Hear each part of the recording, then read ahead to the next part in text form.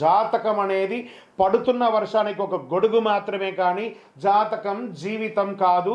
మీరు మిమ్మల్ని నమ్మండి, మీ ఇష్టదేవాన్ని నమ్మండి, జాతకం కూడా అవసరానికి ఉపయోగించుకోండి, కానీ జాతకమే జీవితం కాదు. మీనరాశి మిత్రులారా, 2026 మార్చి నెల శుభాశుభ ఫలితాలు ఎలా ఉన్నాయంటే, శని మీ దగ్గర నుంచి కుంభం నుంచి మీలోకి మారిపోయాడు, జన్మ శనిగా మారిపోయాడు. ఇప్పుడు శని అంటేనే ఒక భయం కదా, ఏళ్ళనాడు శని నడుస్తుంది కదా. మీనరాశి మిత్రులారా, క్షణచిత్తం క్షణమాయ, నీళ్ళలో ఒక చాప ఉంటుందా, జిగ్జాగ్ జిగ్జాగ్ జిగ్జాగ్ జిగ్జాగ్ జిగ్జాగ్గా ఉంటుంది కదా. మీకు ఇప్పుడు శని భగవానుడు మీ దగ్గరికి వచ్చేసాడు, గురుస్థానంలోకి వచ్చేసాడు శని భగవానుడు. కానీ గురు ఇంటలెక్చువల్ నాలెడ్జ్ ఉన్నాడు కదా, ఆ శనిని కూడా ఎలా హ్యాండిల్ చేయాలనే ఒక జ్ఞానం ఉన్న వాళ్ళు ఎవరైనా ఉన్నారంటే అది మీనరాశి మిత్రులే. గురు భగవానుడు 3వ స్థానంలో, శని జన్మస్థానంలో, రాహు 12లో, కేతు 6లో, కుజుడు 4లో, సూర్యుడు బుధుడు 12లో, శుక్రుడు 12వ స్థానంలో, చంద్రుడు చంద్రాష్టంలో కూర్చున్నాడు. ఇది సాధారణ నెల కాదు. శని మిమ్మల్ని పరీక్షిస్తాడు, కానీ గురువు దారి చూపిస్తాడు. చాలదా?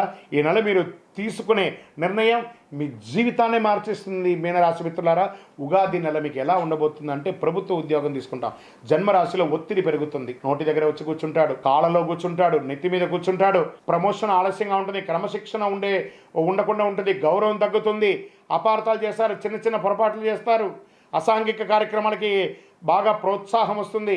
నో, ఉద్యోగమే కోల్పోతారు, జాగ్రత్త. స్ట్రిక్ట్గా ఉండండి.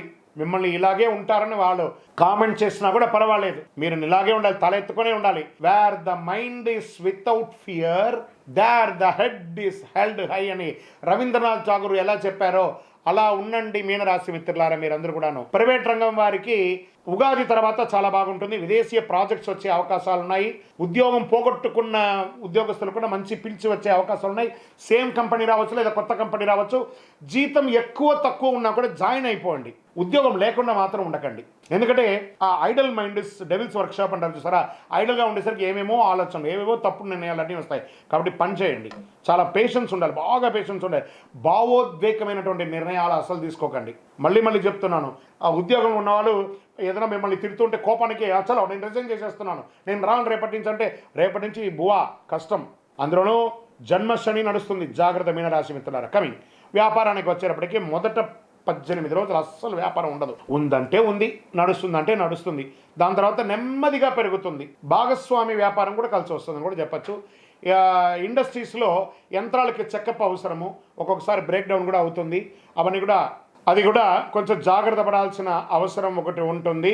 కార్మికులతో సమస్య ఏమైనా ఉంటే కూడా అవన్నీ కూడా మీరు సమన్వయం చేసుకుంటే చాలా మంచిది. రియల్ ఎస్టేట్ పాత డీల్ పూర్తి అవుతుంది. ఎన్నో రోజులుగా రియల్ ఎస్టేట్ చేస్తున్నారు కదా, ఎందుకంటే మీకు గురు భగవానుడు యోగంగా ఉన్నాడు కాబట్టి రియల్ ఎస్టేట్ బాగా కలిసి వస్తుంది. పత్రాల పరిశీలన చాలా ముఖ్యం. మీ దగ్గర కొనుక్కునే వాళ్ళు లేదా మీరు ఎవరి దగ్గర కొనుక్కుంటే కూడా documentation verification is very must and important. బాగా చూసుకోండి, డ్యూల్ రిజిస్ట్రేషన్ అయిందా లేదా ఇంకోట అవన్నీ కూడా చూసుకోండి. స్పెక్యులేషన్లో చాలా జాగ్రత్త. షేర్ మార్కెట్లో మార్చి 9-14 మధ్యలో షేర్ చేయకండి. ఈ నెల కాస్త షేర్ మార్కెట్కి దూరంగా ఉండడానికే ప్రయత్నం చేయండి, జాగ్రత్త. ఇంకా ఆర్థిక స్థితి, మీనరాశి వారికి విదేశీయ ఖర్చు ఎక్కువ ఉంటుంది, ఖర్చులు పెరుగుతాయి. ఇంట్లో ఖర్చులు, మరమ్మత్తు, ఇల్లు రిపేర్ చేసుకునే మరమ్మత్తు, వాస్తు పరంగా చేసుకోవడం, పిల్లల స్కూల్ ఫీజు లేకపోతే కాలేజ్ ఫీజో, లేదా వైద్య రంగమైనటువంటి ఇదో, లేదా సర్టిఫికేషన్సో, లైసెన్సో, ఇన్సూరెన్సో, ఒకటే మళ్ళీ ఎన్నో ఖర్చులు ఇలా క్రష్ అయిపోయి, ఒక చెరుకు మిషన్లో చెరుకు ఎలా వేస్తే పిప్పి అవుతారో అలా అవుతున్నారు మీనరాశి వాళ్ళు. అందులోనూ మీరు ఈ యొక్క సౌందర్యానికి కావలసినటువంటి వనరులు ఎక్కువ కొంటుంటారు. బాగా షోకు మీకు చెప్పులు కొనడము, బ్యాగులు కొనడము, షూస్ కొనడము, లేదా కాస్మెటిక్స్ వేసుకోవడం. స్త్రీ పురుషులు ఎవరైనా ఇలాంటి ఖర్చులు తగ్గించండి. దానివల్ల సైడ్ ఎఫెక్ట్స్ కూడా వస్తాయి, డబ్బుల ఎఫెక్ట్ కూడా వస్తాయి, జాగ్రత్త.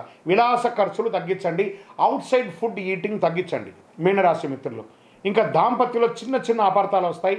మనశ్శాంతి కూడా భార్య భర్తలు కూర్చొని మాట్లాడండి, లేదా వాళ్ళ మధ్య అగాధం పెరిగి ఒకరి పట్ల ఒకళ్ళ వైరం, ఒకళ్ళు చూస్తే ఒకళ్ళు శత్రువులాగా ఒక ఫీలింగ్ వస్తుంది.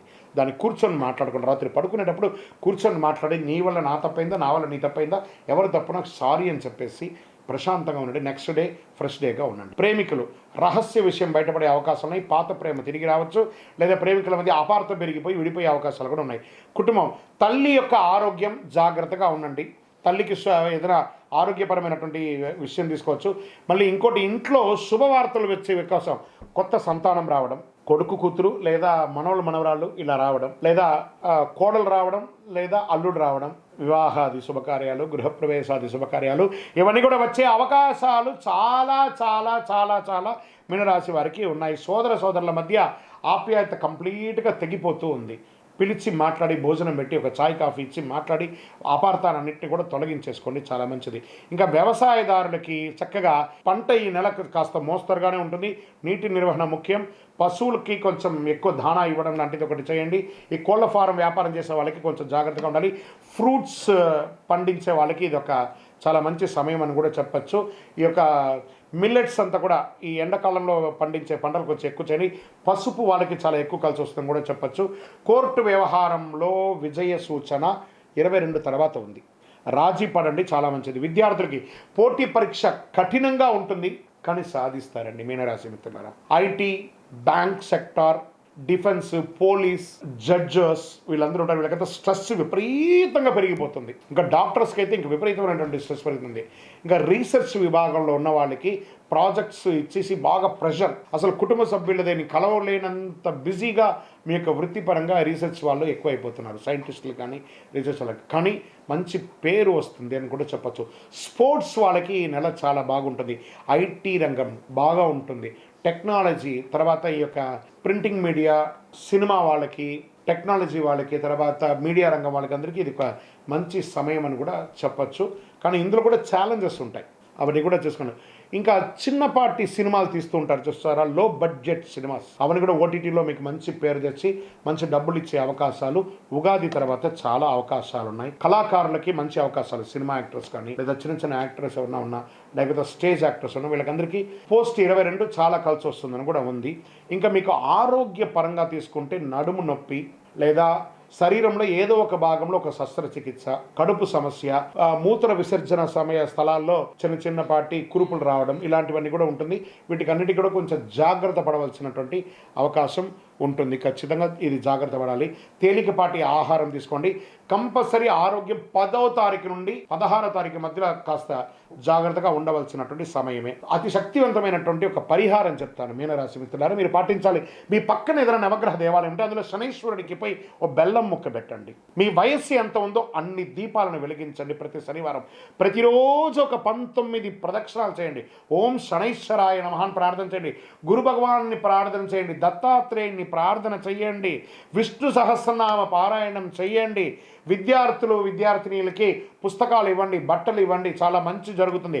నవగ్రహాలకి 19 ప్రదక్షిణలు ప్రతిరోజు చేయండి. మళ్ళీ చెప్తున్నాను, తల్లిదండ్రులకి కాపాడండి గట్టిగా. వాళ్ళే మీకు దైవం, ఆది దైవం. వాళ్ళని ప్రార్థన చేసుకోండి ప్రతిరోజు. అదృష్ట సంఖ్య 3 మరియు 9. అదృష్ట రోజు గురువారం.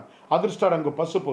అదృష్ట దిక్కు ఈశాన్యం. చివరిగా ఒక చిన్న మాట చెప్తాను మీనరాశి మిత్రులారా, మీ యొక్క లౌకికమైనటువంటి అలంకారాల కోసం తీసుకునే కాస్మెటిక్స్ లేదా డ్రెస్, దాని మీద తీసుకునే శ్రద్ధ మీ నిత్య జీవితంలో ఎదగడానికి పెట్టండి.